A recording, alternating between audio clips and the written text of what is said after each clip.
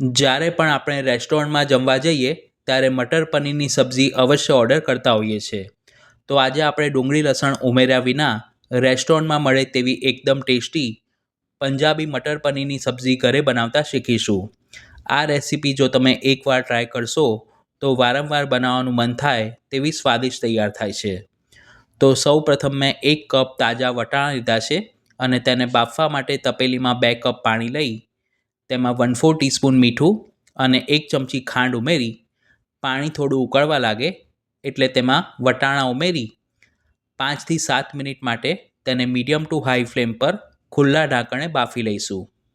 જો તમે ફ્રોઝન વટાણાનો ઉપયોગ કરતા હો તો તે પહેલેથી પારબોઇલ કરેલા હોય છે તો તેને બાફવાની જરૂર નથી.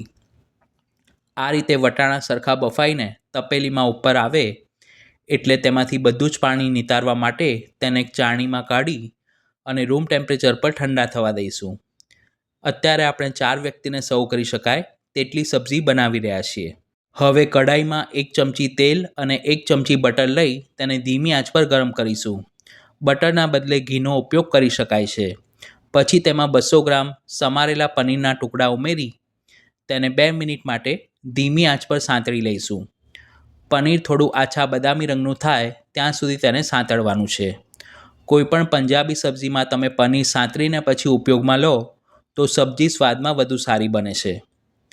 આ રીતે પનીરનો રંગ થોડો બદલાય એટલે તેને પ્લેટમાં કાઢી રૂમ ટેમ્પરેચર પર ઠંડુ થવા દઈશું. હવે વેજીટેબલ્સને સાંતળવા માટે તે જ કઢાઈમાં 3 નંગ સમારેલા ટામેટાં, 4 થી 5 મધ્યમ તીખા લીલા મરચાં અને 1 ઇંચ છોલીને સમારેલું આદું ઉમેરીશું. જો તમારે જૈન સબ્જી બનાવવી હોય તો આદુને સ્કીપ કરી મસાલા કરતી વખતે તેમાં સૂંઠ પાવડર ઉમેરી શકાય છે. ગ્રેવીને સરસ ઘટ્ટ બનાવવા માટે 5 નંગ સમારેલા કાજુ ઉમેરી અને મિક્સ કરીશું. કાજુના બદલે તમે 1 ટેબલસ્પૂન જેટલા પલાળેલા મગજતરીના બી પણ ઉમેરી શકો છો. હવે ટામેટાં સરસ કૂક થઈને સોફ્ટ થાય તેના માટે ચપટી જેટલું મીઠું ઉમેરી બધું સરખું મિક્સ કરી કઢાઈની ઉપર લીડ ઢાંકી 5 મિનિટ માટે તેને ધીમી આંચ પર કૂક કરીશું. અત્યારે આપણે આ સબ્જીમાં ડુંગળી લસણનો ઉપયોગ નથી કરી રહ્યા, પણ જે લોકો ડુંગળી લસણ ખાવાનું પસંદ કરતા હોય તેઓ વેજીટેબલ્સમાં 1 નંગ મોટી સાઇઝની સમારેલી ડુંગળી અને 4 થી 5 કળી લસણ ઉમેરી તેને આ જ રીતે સાંતળીને સબ્જી બનાવી શકે છે. ટામેટાં સરસ કૂક થઈ અને સોફ્ટ થઈ ગયા છે. આ સ્ટેજ ઉપર ગેસ બંધ કરી તેને રૂમ ટેમ્પરેચર પર સરખા ઠંડા થવા દઈશું. પછી તેને એક મોટા મિક્સર જારમાં કાઢી તેમાં બિલકુલ પાણી ઉમેર્યા વિના તેને સરખી રીતે બ્લેન્ડ કરી અને એકદમ સ્મૂથ પેસ્ટ તૈયાર કરીશું. બધી જ સામગ્રીના માપ મેં વિડીયોના ડિસ્ક્રિપ્શન બોક્સમાં આપ્યા છે. તો આ રીતે આપણે ગ્રેવી બનાવીને તૈયાર કરી છે અને આ ગ્રેવી આપણે બીજી ઘણી બધી પંજાબી સબ્જી બનાવતી વખતે ઉપયોગમાં લઈ શકીએ છીએ. હવે સબ્જીને વઘારવા માટે કઢાઈમાં 1 ટેબલસ્પૂન તેલ ગરમ કરી તેમાં ખડા મસાલામાં 1 નંગ તજનો ટુકડો અને 1 નંગ મોટી ઇલાયચીને આ રીતે તોડીને ઉમેરીશું. તેની સાથે 1 ચમચી જીરું અને 1/4 ટીસ્પૂન હિંગ ઉમેરી જીરું સરસ ફૂટવા લાગે એટલે જે ગ્રેવી બનાવીને રાખી છે તેને વઘારમાં ઉમેરી તેની કચાશ દૂર થાય ત્યાં સુધી 2 થી 3 મિનિટ માટે સાંતળી લઈશું. આપણે વેજીટેબલ્સને સાંતળીને પછી જ ગ્રેવી તૈયાર કરી છે જેથી તેમાં મોઇશ્ચરનો ભાગ ખૂબ જ ઓછો હોવાથી તેને વધુ સમય માટે સાંતળવાની જરૂર નથી. કોઈપણ સબ્જી બનાવતી વખતે મસાલા બળી ના જાય તેનું ખાસ ધ્યાન રાખવું.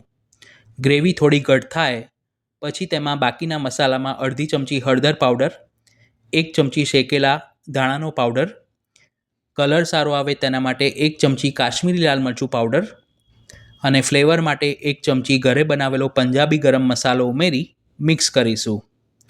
પંજાબી ગરમ મસાલાની રેસીપી લિંક આઈ બટન પર અને ડિસ્ક્રિપ્શન બોક્સમાં આપી છે. બધું જ સરખું મિક્સ થાય અને ગ્રેવીમાંથી આ રીતે તેલ છૂટું પડવા લાગે એટલે જે મિક્સર જારમાં આપણે ગ્રેવી તૈયાર કરી હતી તેમાં જ 1 કપ પાણી ઉમેરી મિક્સરને થોડીવાર માટે ચલાવી લેવું એટલે ચોંટેલી બધી જ ગ્રેવી પાણીમાં આવી જશે. પછી તે પાણી ગ્રેવીમાં ઉમેરી તાવેથા વડે મિક્સ કરી 2 મિનિટ માટે ગરમ થવા દઈશું. ગ્રેવીના બિલકુલ પણ ગાંઠા ન પડે તેનું ખાસ ધ્યાન રાખવું. પછી તેમાં 1 કપ બાફેલા વટાણા ઉમેરી અને મિક્સ કરીશું. જો ફ્રોઝન વટાણાનો ઉપયોગ કરતા હો તો તેને ફ્રીઝમાંથી બહાર કાઢી તે રૂમ ટેમ્પરેચર પર આવે પછી જ ગ્રેવીમાં ઉમેરવા. જે પનીરના ક્યુબ સાંતળીને રાખ્યા હતા તે ઉમેરીશું. તમને પનીર વધુ પસંદ હોય તો 200 ગ્રામના બદલે 300 ગ્રામ પણ ઉમેરી શકો છો. સબ્જીના ભાગનું સ્વાદ પ્રમાણે મીઠું અને ફ્લેવર માટે 1 ચમચી કસૂરી મેથીને આ રીતે હાથેથી ક્રશ કરીને ઉમેરીશું. અને સબ્જીની કન્સિસ્ટન્સી આ રીતની મીડિયમ થીક થાય ત્યાં સુધી તેને કૂક કરીશું. છેલ્લે તેમાં 1 ચમચી દૂધની તાજી મલાઈ અને 1 ચમચી બટર ઉમેરી તે મેલ્ટ થાય એટલે ગરમા ગરમ સબ્જીને સર્વિંગ બાઉલમાં સર્વ કરીશું. આ રીતે બનાવેલું મટર પનીર તમે નાન, પૂરી, રોટલી કે પરાઠા સાથે સર્વ કરી શકો છો. ડુંગળી લસણનો ઉપયોગ નથી કર્યો તેમ છતાં સબ્જી એકદમ સ્વાદિષ્ટ બની છે. તો આ રેસીપી તમે પણ ઘરે જરૂર ટ્રાય કરજો. વિડીયો પસંદ આવી હોય તો તેને લાઇક અને શેર કરવાનું ન ભૂલશો. ચેનલ પર પહેલી વાર આવ્યા હો તો તેને સબસ્ક્રાઈબ કરી બાજુમાં આપેલા બેલ આઇકોન પર ક્લિક કરજો. Thanks for watching this video.